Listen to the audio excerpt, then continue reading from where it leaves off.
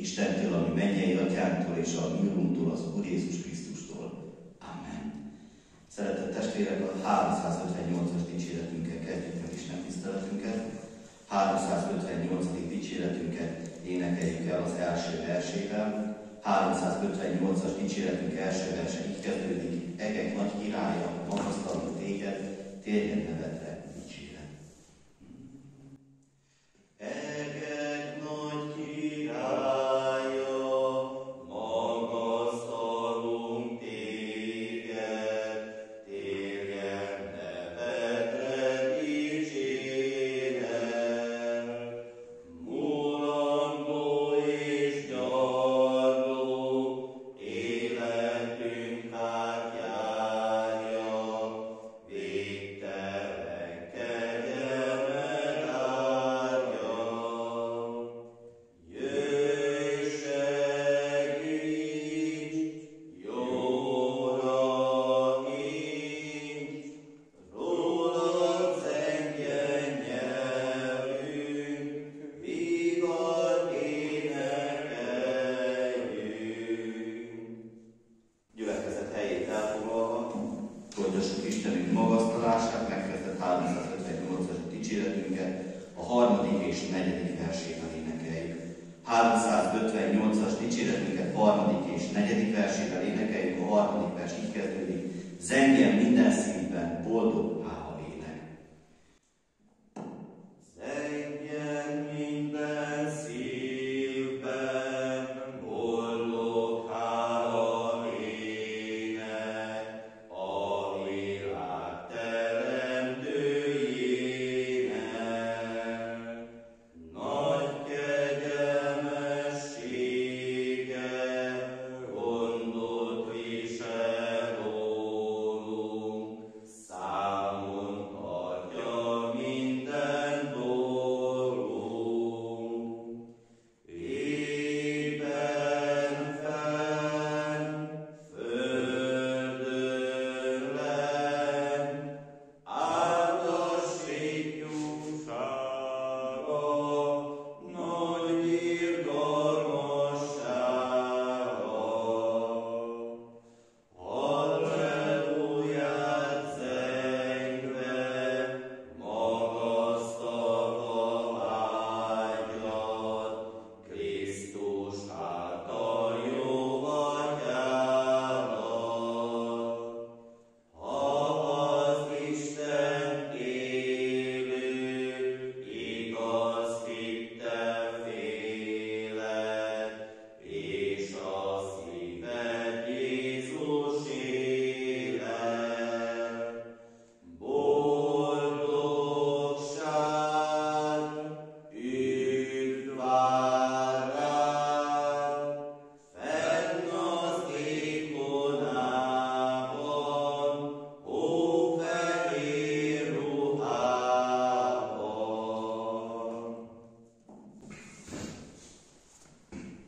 Ami segítségünk és Isten tiszteletünk megáldása és megszentelése jöjjön az Atyától, aki teremtette az eget és a földet. Fennállva imádkozzunk. Könyörületességnek Atya, mennyi édesatyánk, köszönjük neked az erőt és a kegyelmi időt, hogy még mindig szólni akarsz hozzánk. Köszönjük neked, Urunk, hogy te neked igenis gondod van ránk, és nem szeretnéd azt, hogy mi táplálék nélkül maradjunk. Mert amilyen szüksége van a testnek a fizikai táplálékra, a kenyérre és minden más ennivalóra, úgy szüksége van a mi lelkünknek is a te életet adó igéidre. Így kérjük, Urunk, hogy valóban jusson el a mi életünkhöz a te igéd. Mert bár nagyon sokszor hallgatunk, nagyon sokszor jelen vagyunk fizikailag, de gondolatban nagyon sokszor távol tőled. Mert minden más foglalkoztat bennünket, és sokszor jobban foglalkoztatnak azok a dolgok bennünket, mint ami te foglalkoztatnál.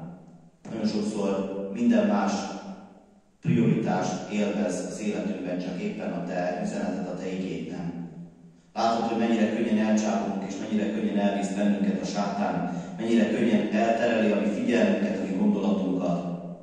De add, hogy ezen a mai Isten tiszteletünkön csak rá tudjunk odafigyelni Add, hogy a te életet adó igéid azok erősíteni, bátorítani tudjanak bennünket. Istenünk, kérünk téged, hogy valóban te kegyelmed legyen jelen közöttünk, védj körbe bennünket pajzsal, hogy a sátánnak egyetlen egy támadása se érjen el bennünket. Urunk Istenünk, de legfőképpen azt akarjuk, hogy legyen meg mindenben, csak is kizárólag a te akaratod. Amen. Szeretett testvérek, Istennek igéjét a Pál apostolnak a rómaiakhoz írott levelének 15. részéből olvasom, a 15. résznek az első 6 versét. Míg az igét felolvasom és azt magyarázom, gyülekezet helyét foglalja el, és állatos figyelemmel hallgassa végig. Pál apostolnak a rómaiakhoz írott levelének 15. részéből az első 6 versből így szól hozzánk Istenünknek írott igéi. Mi erősek pedig tartozunk azzal, hogy az erőtlenek gyengeségeit hordozzuk, és ne a magunk kedvére éljünk.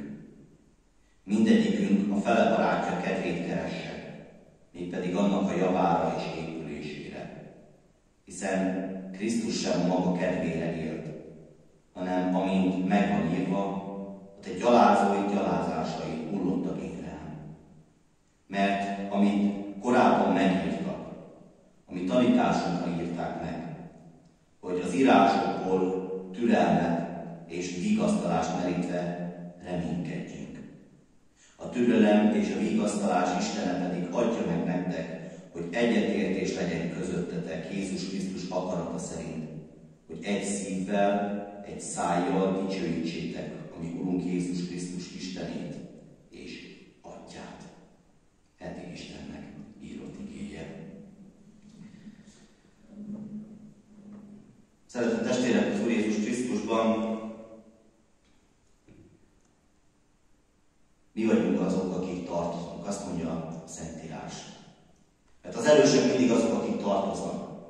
Az erősek azok, akik tartoznak, mert olyan feladattal bízta meg őket a mindenható Isten, hogy nekik kell segíteni a nálábbnál gyengébeket.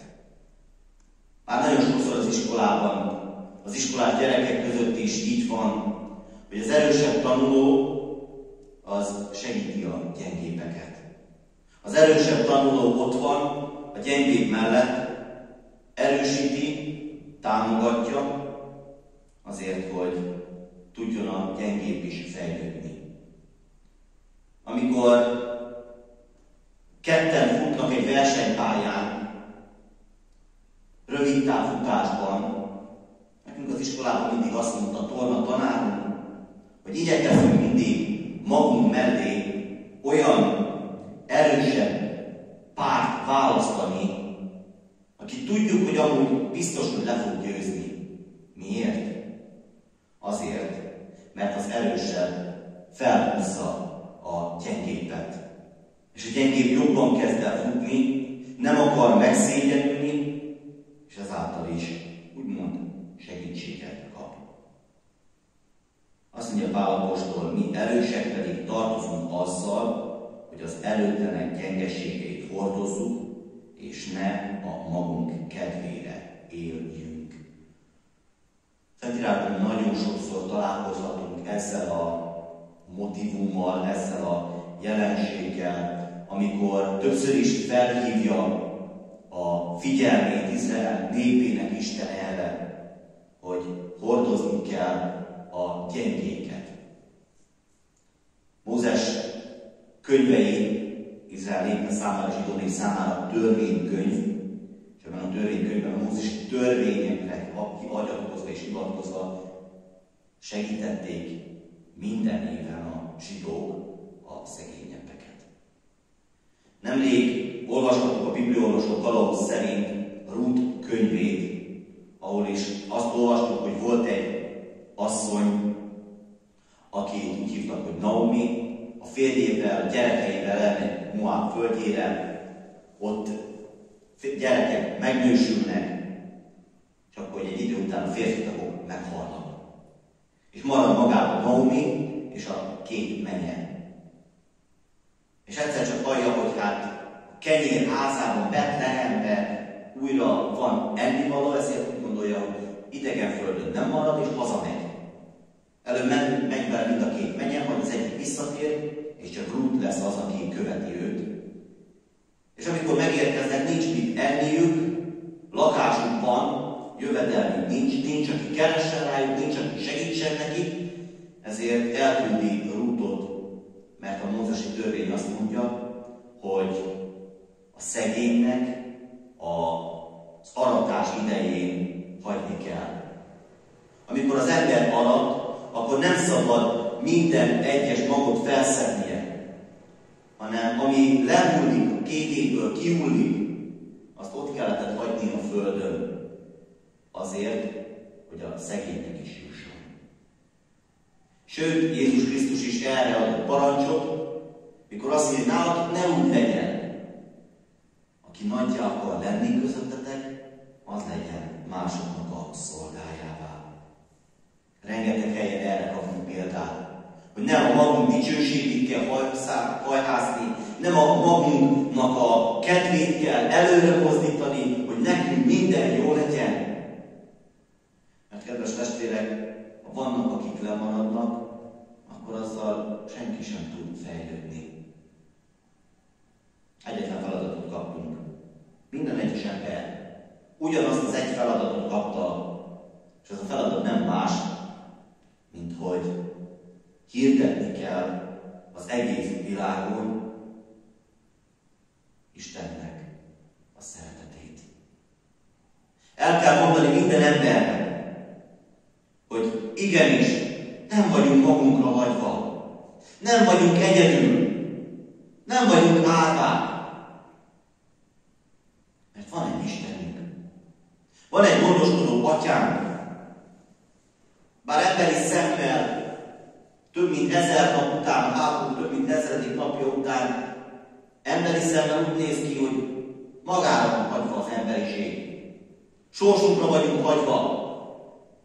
Félünk, vagy meghalunk. Eközött kell döntenünk.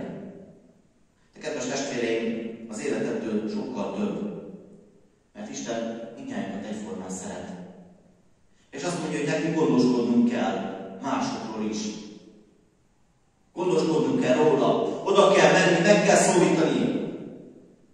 Mindegyikünk a fele barátja kedvét keresse, mégpedig annak a javára és épülésére.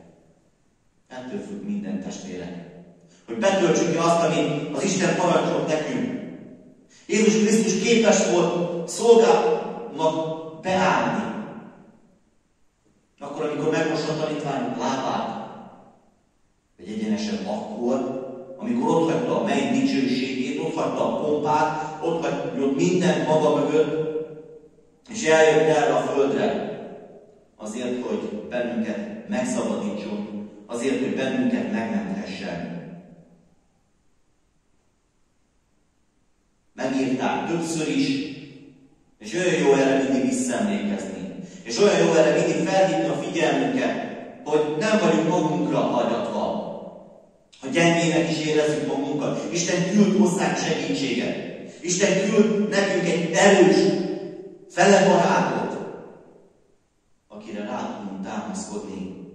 Aki átvezetett bennünket a bajon, aki átvezetett bennünket a problémákon, a nehézségeken, a próbáinkon,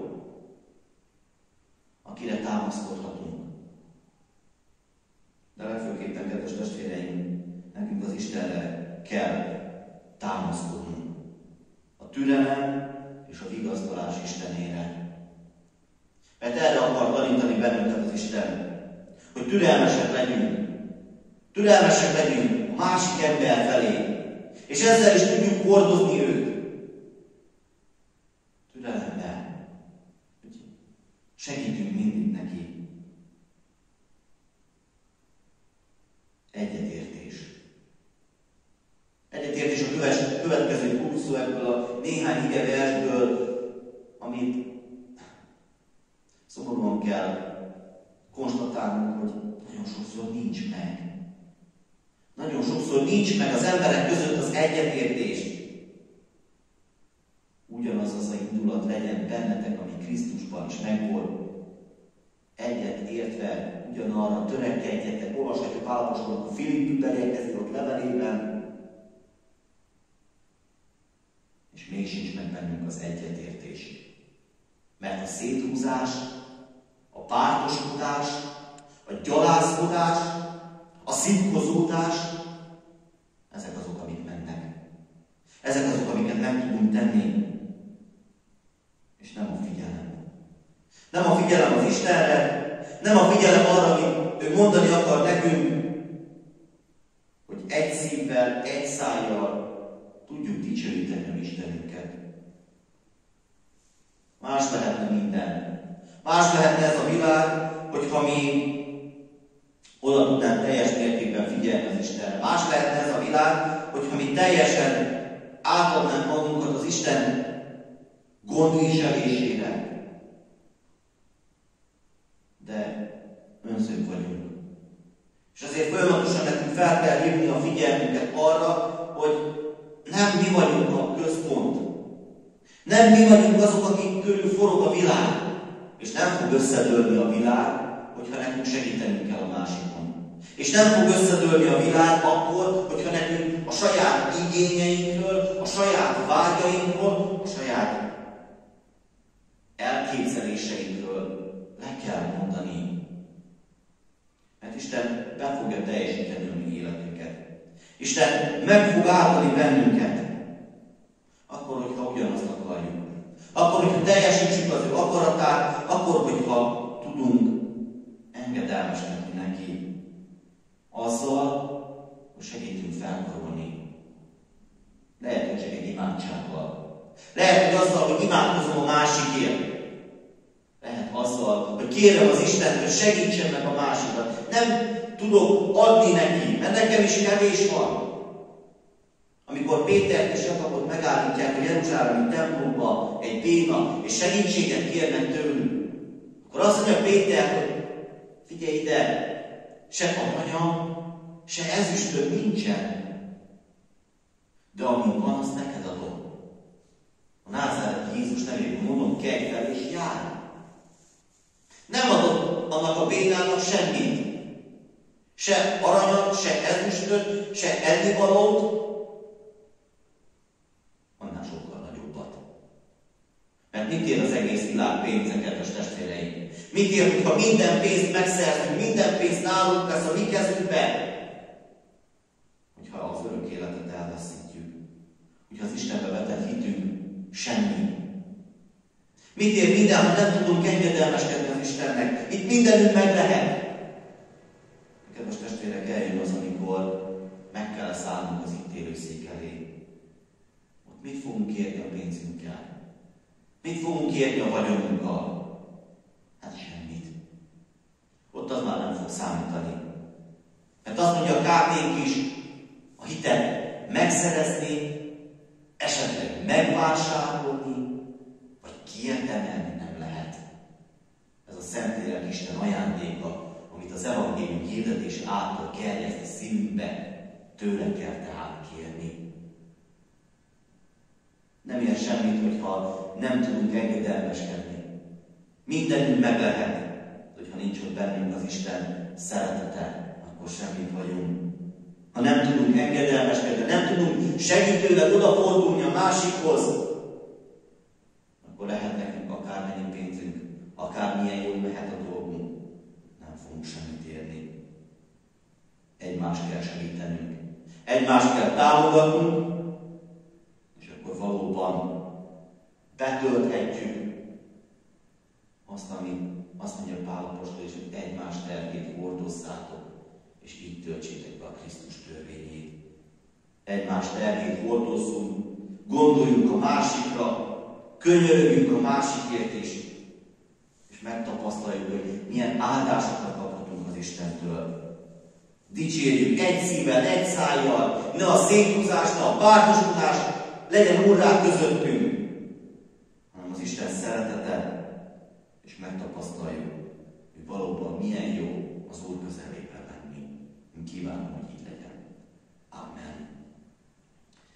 Kedves testvérek, a 286. dicséretünket 286. dicséretünket énekeljük el az első versét. 286. dicséretünknek első versét énekeljük el, amely így kezdődik. Adjunk hálát megtartó Istenünknek.